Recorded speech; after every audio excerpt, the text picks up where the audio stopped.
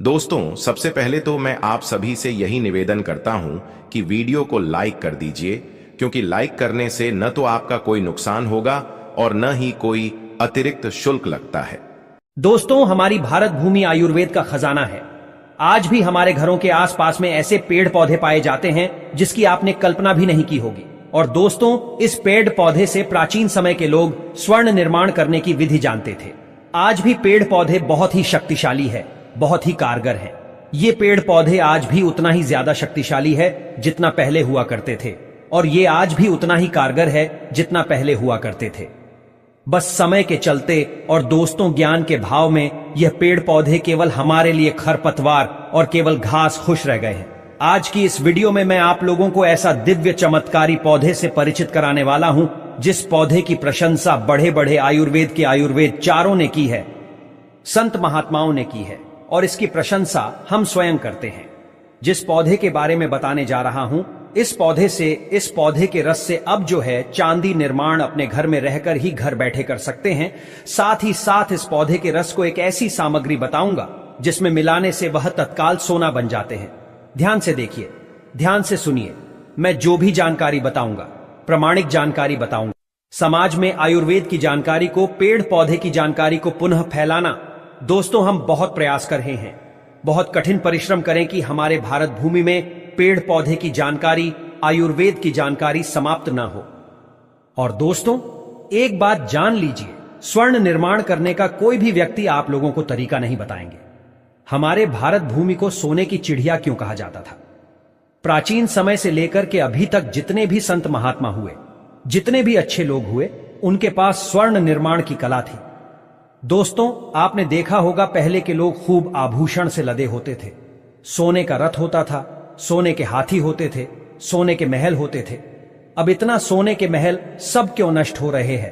क्योंकि दोस्तों, प्राचीन समय जो सोना निर्माण की विद्या थी, वह जैसे अंग्रेज हमारे भारत भूमि में लोगों ने अपने ज्ञान को छिपा करके रखना शुरू कर दिया। आज भी चाहे तो बहुत सारे संत महात्मा हैं जो कि तत्काल सोना निर्माण करने में सक्षम है। आज मैं आप लोगों को जिस पौधे के बारे में बताने जा रहा हूं, इस पौधे का नाम है रद्दिवल्ली। इस पौधे का नाम है रद्दिवली। इसे हम कुनरू के नाम से जानते हैं। कई जगह इसे बिंबी और इसे महाराष्ट्र में धोलाम के नाम से जानते हैं, जो कुनरू का फल होता है। इसके बहुताई मात्रा में सब्जी बनाकर के खाते हैं। इसी का एक प्रजाति आता है जिससे स्वर्ण निर्माण होता है। आज के इस वीडियो में मैं आप लोगों को बहुत ही जानकारी, सटीक जानकारी विस्तार से बताऊंगा। देखिए, मैं आप लोगों को हर बार हर वीडियो में बोलता हूं, कोई भी जितने भी फल होते हैं, पेड़ पौधे होते हैं, झंडी बूटी होती है, कोई भी व्यर्थ नहीं है। संसार में हर एक चीज का अपना अलग महत्व होता है। बस उस महत्व को जानने वाला सीख जाए। जैसा कल के वीडियो में भी बताया था, भगवान ने यह चीज ऐसे ही नहीं बनाई है। कुछ ना कुछ कारण है और कुछ ना कुछ लाभ प्राप्त होते हैं इससे हमें। जैसे अगर कोयला को जान गए तो कोयला को हीरा बना सकते हैं, और हीरा आपके पास में नहीं जाने तो केवल आपके लिए वो कोयले है। तो जानते हैं कि जो कुनरू है ये कहां कहां पाया जाता है? तो कुनरू संपूर्ण भारतवर्ष में पाया जाता है। भारतवर्ष में किसी भी राज्य से है, हर जगह पाए जाते हैं।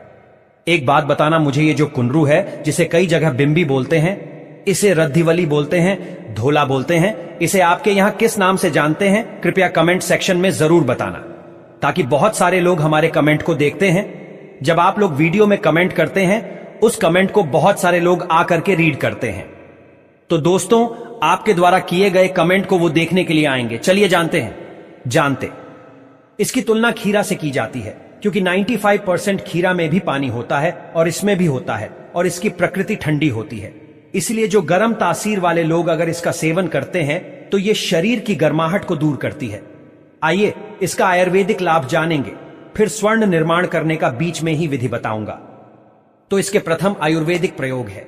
भयानक से भयानक अगर कान में दर्द हो रहा है, ध्यान से सुनिए, भगवान न करे किसी को कान के दर्द हो, कान में पेन हो या ईयर पेन हो, लेकिन अगर कान में दर्द होता है तो केवल इसके पत्ते के 5 बूंद रस 2 बूंद सरसों के तेल में मिला ले, और थोड़ा सा गुनगुना करके अगर 2 से 3 बूंद कान में डाला जाए तो भयानक से भयानक अगर कान में तेज दर्द हो, एक ही बार के प्रयोग से कान में कैसा भी आपके दर्द हो रहे हैं, वो दर्द झट से समाप्त हो जाएंगे।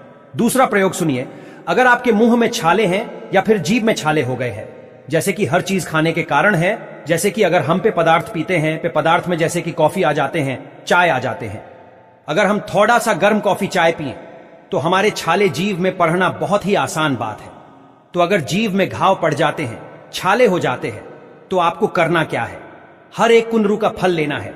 हर एक कुनरू का फल ले लीजिए और इसे 2 टुकड़े में लीजिए। इसके फल को चूसना है। दोस्तों, इसके फल में कसैलापन पाया जाता है। इसके फल में क्या होता है? इसके फल में कसैलापन पाया जाता है जो कि आपके जीभ के छाले को ठीक करते हैं। यह गजब का प्रयोग है और भी इसके 2 लाभ बताऊंगा।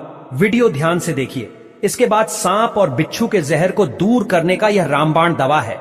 अधिकतर लोग जब बिच्छू डंक मारते हैं बहुत परेशान हो जाते हैं, उनके हाल बेहाल हो जाते हैं। भगवान न करे किसी को बिच्छू डंक मारे, भगवान न करे किसी को सर्प काटे। लेकिन ये जो जानकारी है सर्प बिच्छू, इसके माध्यम ऐसे ठीक होते हैं। यह जानकारी आपको जरूर आने वाले समय में काम आएंगे। आप इसका लाभ जानेंगे, दूसरे को भी इसका लाभ जरूर बताना।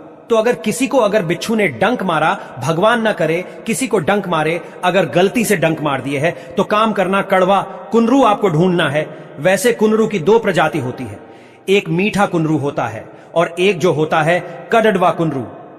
तो आपको कड़वा कुनरू ढूंढना है और कड़वा कुनरू को दोस्तों पिस करके जहां पर बिच्छू ने डंक मारा है वहां पर लगा दीजिए। केवल 15 से 20 मिनट लगेंगे। बिच्छू के जहर उतरेंगे ही उतरेंगे दोस्तों, झड़ से ही समाप्त हो जाएंगे। दोबारा बिच्छू के फिर जहर आपके ऊपर में नहीं लगेंगे। कहने का मतलब है बिच्छू के जहर जो विष होता है उसी समय समाप्त हो जाएंगे। तो ये बिच्छू के जहर उतारने का रामबाण भी दवा है। अब सांप के भी जहर को उतारने का काम करते हैं। एक संत ने हमें बताया कि 3 अगर कुनरू का फल अगर सर्प काटे है, उसी टाइम उसे एक कड़वा कुनरू का फल खिला दीजिए और बीच में 1-2 घंटे गैप में फिर खिला दीजिए। इसके बाद 1-2 घंटे के गैप में फिर खिला दीजिए। तो जो सर्प के जहर होता है वो दोस्तों समाप्त हो जाता है। लेकिन फिर भी यह प्रयोग नहीं करना है। मैं ये जानकारी आप लोगों के ज्ञान बढ़ाने के लिए बताए हैं, क्योंकि कुछ जनरल नॉलेज भी रखना बहुत जरूरी है। अब कुछ इसका 2 और 3 प्रयोग बता दूं, जो प्रयोग आपको बहुत ही निकट भविष्य में काम आएंगे। आयुर्वेद की जानकारी को आप एकत्रित करके रखें। जितने भी जानकारी बताता हूं पेन कॉपी में लिख करके रखा करें। यह जानकारी आपको बहुत आगे काम आएंगे। दोस्तों, यह आपके जीवन को बदल कर के भी रख सकते हैं। आप घर का वैद्य बन सकते हैं। वैद्य बनकर करके लोगों के उपचार भी कर सकते हैं। दोस्तों, इसका चौथा लाभ है, अगर मुख में बहुत ही ज्यादा दांत दर्द हो रहे हैं, मुख के मतलब जैसे कि अगर आपके दांत में सड़न आ गए हैं, दांत में कीड़े लग गए हैं और दांत में बहुत ही ज्यादा तेज पेन हो रहे हैं, तो कड़वा कुनरू को मुख में दबाने से, अर्थात जिस हिस्से में दांत में दर्द हो रहे हैं वहां पर कड़वा कुनरू को दबाइए, पिस करके दबाइए, तो दांत के दर्द, दांत में लगे कीड़े और पारिया ये झड़ से समाप्त हो जाते हैं। अब जानते हैं एक और प्रयोग। इसके बाद लोगों को स्वर्ण निर्माण करने का तरीका बताऊंगा। वीडियो को स्किप नहीं करना है। कड़वा कुनरू से पेट के कीड़े खत्म होते हैं। बहुत से लोग पेट में दर्द से परेशान रहते हैं। छोटे बच्चे के साथ देखना पेट में कीड़े हो जाते हैं, इससे बहुत परेशान रहते हैं। तो छोटे बच्चे को अगर आधा कड़वा कुनरू खिला दिया जाए तो उनके जो पेट में कीड़े मर जाएंगे और पेट के दर्द से छुटकारा पा जाएंगे। अब जानते हैं स्वर्ण निर्माण करने का तरीका। दोस्तों, यह प्रयोग स्वर्ण निर्माण करने का जो मैं तरीका बता रहा हूं, इसे भगवान शंकर ने परशुराम को बताया था। भगवान शंकर ने एक प्राचीन ग्रंथ है वनस्पति शास्त्र, उसमें भगवान शंकर ने परशुराम को स्वर्ण निर्माण करने का तरीका बताया था। तो देखिए, सर्वदा कल्याण में रत रहने वाले हैं परशुराम। अब दूसरे कल्प को सुनाता हूं, ये कौन बोल रहे हैं? भगवान शंकर बोल रहे हैं। कहते हैं कि कटु स्वाद और रक्त बीज वाली रिद्धि वलली कटु स्वाद, अर्थात स्वाद में कड़वा हो, और रक्त बीज वाली अर्थात दोस्तों जिसके जो बीज हो वो लाल कलर की हो। हम सब घर में जितने भी कुनरू का सब्जी बनाते हैं उसके बीज कौन से कलर के होते हैं? इनकी जो कलर होते हैं व्हाइट कलर के। लेकिन स्वर्ण निर्माण में जो रक्त कलर के बीज वाले कुनरू होते हैं इसका प्रयोग होता है। और यहां पर भी लिखे हैं कटु रक्त बिंबी कुनरू नाम भी लिख दिए। ध्यान से देखिए तो इस नाम की लता को ला करके, अर्थात ये जो कुनरू है, कड़वा कुनरू जिसके बीज लाल कलर के हों, इसके लता को ला करके उसके रस को निकालने के पश्चात, अर्थात कुनरू के रस को निकालने के पश्चात ताम्र को शुद्ध करके, ताम्रा अर्थात तांबे को शुद्ध करना है। कौन से तांबे का प्रयोग करना है स्वर्ण निर्माण में? दोस्तों, आपको सफेद कलर के तांबे का प्रयोग करना है। बाद में मिलावट के बाद तांबे की कलर आती है, लेकिन आपको सफेद कलर की तांबे लेनी है। तो तांबे को शुद्ध करके अग्नि में द्रवित करने के उपरांत, अर्थात अग्नि में आपको पिघलाना है। आग के माध्यम से पिघलाना है। पिघलाने के उपरांत उसके ऊपर इसके रस को डालने पर वह ताम्र निश्चित रूप से गंगे नामक का सोना बन जाता है। अब कल्पना कीजिए, क्या कल्पना कीजिए कि इसके रस को अर्थात कटु, ये जो बिंबी है, रिद्धिवली है, ये कुनरू है, इसके रस को अगर पिघला के जो तांबे है, सफेद कलर की जो तांबे है, अगर उसके साथ में इसके रस को डाला जाए तो दोस्तों तत्काल गांगे नामक स्वर्ण निर्माण हो जानते हैं। दोस्तों गांगे नाम के जो स्वर्ण है, इसे उच्च क्वालिटी को स्वर्णा कहते हैं। जिस प्रकार गंगा मियां पवित्र है, उसी प्रकार गांगे नाम का जो स्वर्ण है यह पवित्र है। इसे देवता ग्रहण करते हैं। और एक और प्रयोग बता रहे, भगवान शंकर कहते हैं कि ऐसे ही रांगा को भी द्रवित करके, अर्थात जो रांगा है उसे भी द्रवित की भाषा में पिघलाना। तो ऐसे ही रांगा को अगर पिघला करके उसमें इसके रस को मिलाने पर, अर्थात दोस्तों इसमें कुनरू के जो पत्तियां हैं, इसके रस को मिलाने पर वह रांगा उसी समय कुंद पुष्प की प्रभा के समान रजत बन जाता है। कुंदरू पुष्प की प्रभा के समान रजत बन जाता, अर्थात तत्काल वह चांदी बन जाता है। और यह भी ध्यान से देखिए, यदि उस रजत को इस औषधि के रस के साथ, अर्थात कुनरू के रस के साथ, अगर उस चांदी को एक दिन तक खरल कर लिया जाए तो वह रजत वेधक हो जाता है। वेधक की मतलब, अगर तांबे को उसमें डाले तो तांबे को अपने अंदर में ग्रहण कर लेगा, तो इसी प्रकार उसे वेधक बोलते हैं। लोहे को डाले तो लोहे को अपने अंदर में शोषित कर लेगा, उसे हम वेधक बोलते हैं। थोड़ा और ध्यान से देखिए, स्क्रीनशॉट, उस कलक में से आधी रति को निकालकर, उस कलक में से आधी रति को निकालकर धातु मात्र को द्रवित करके अगर पिघला करके अगर उसमें डाला जाए, कोई भी आप ले रहे हैं, जैसे कि आप तांबे ले रहे हैं या फिर लोहा ले रहे हैं, किसी को भी डालेंगे तो उसमें तत्काल वह किरण बेदी हो जाएगा। किरण बेदी का मतलब होता है रश्मि किरण वेदी हो जाता है। जैसे किरण की जो प्रकाश है, भगवान सूर्य नारायण की जो प्रकाश है वो पीले कलर की होती है, बहुत चमकदार होती है, उसी प्रकार चमकदार बन जाएंगे। तो आप चाहें तो स्वर्ण निर्माण करने की विधि को अपना सकते हैं, लेकिन आपको ढूंढना है जो ये कड़वे कलर की रक्त बिंबी है, जो रिद्धिवल्ली है, ये जो कुनरू है, ये जंगल में आपको मिलेंगे। आपको घर बैठे नहीं मिलेंगे, ये आपको भीदड़ जंगल में प्राप्त होंगे। और इसे प्राप्त करके हमने जो विधि बताया है, भगवान शंकर ने परशुराम को जो तरीका बताया है, इस तरीके से आप घर बैठे सोना निर्माण कर सकेंगे। बहुत ही सरल आसान विधि है, लेकिन आपको जो कड़वे कलर की कुनरू है ये ढूंढना पड़ेगा, क्योंकि हमारे घरों में जितने भी हम सब्जी में प्रयोग करते हैं, कुनरू वो सफेद कलर का होता है। दोस्तों उनके बीज, आपको रक्त कलर की बीज वाले कुनरू का प्रयोग करना है। हे मेरे महादेव, जो भी इस वीडियो को सच्चे दिल से लाइक करें, उसकी गरीब, दरिद्रता, परेशानी, जन्मांतर का पितृदोष दूर कर देना। हर हर महादेव, जय शिव शंभू।